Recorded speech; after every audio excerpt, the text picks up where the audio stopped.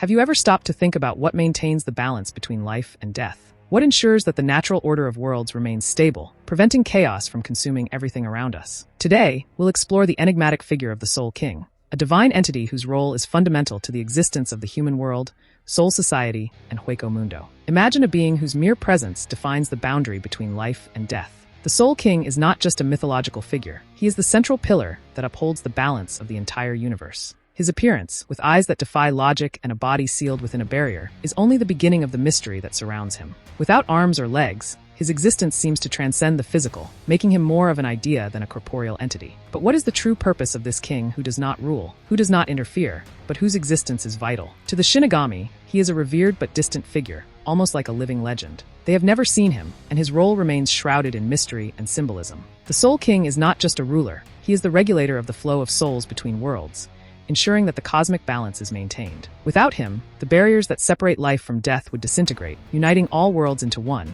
where the very essence of life and death would become indistinguishable. The story of the Soul King is marked by events that shape the very structure of the universe. Long ago, when the Soul Society, human world, and Hueco Mundo were a single realm, it was the Soul King who separated them, creating the concepts of life and death. But this separation came at a cost. Parts of his body were torn away, each with immense powers and its own consciousness, giving rise to powerful beings like Mimahagi, Pernita Parnkyas, and Gerard Valkyrie. These fragments of his being carry abilities that challenge understanding, such as the power to halt progress or manifest miracles. During the Thousand-Year Blood War arc, the presence of the Soul King becomes even more central. When Yhwach, his own son, invades the Soul King's palace, the events that unfold reveal the true magnitude of the Soul King's power and importance. Yhwach, in his ambition to unify all worlds, attacks the Soul King, attempting to destroy him and absorb his power. But what Yhwach might not have expected was the intervention of Mimahagi, the right arm of the Soul King, who sacrifices its existence to try and preserve balance. Even so, the fate of the Soul King seems sealed when Yhwach fully absorbs his power, transcending to a state of existence beyond human comprehension. What does this mean for the future of the worlds? What will happen now that the Soul King is no longer present to maintain balance? The absorption of the Soul King by Yhwach results in an overflow of spiritual power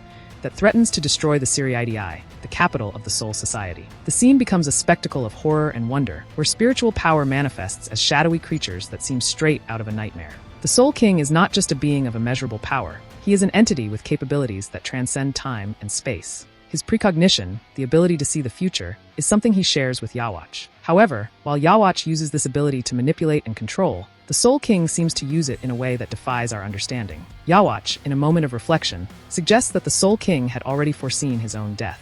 But if this is true, what does the Soul King truly intend by allowing himself to be absorbed? And so, we return to the question that started our journey. What maintains the balance between life and death?